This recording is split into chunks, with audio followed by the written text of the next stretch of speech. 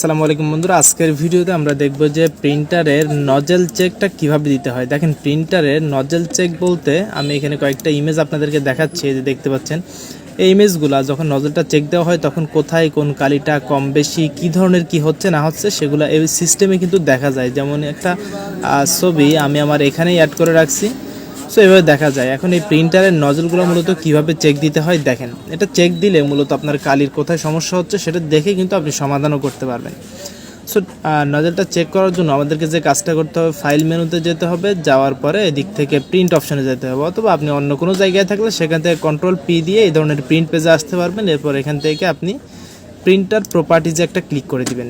এরপরে এই ধরনের একটা অপশন আসবে, এখান থেকে আপনি কি করবেন, এই যে দেখেন মেইন, মোর অপশন এবং মেনটেনেন্স, এই তিনটা অপশন আছে। এখান থেকে আপনি মেনটেনেন্সের উপরে একটা ক্লিক করে দিবেন।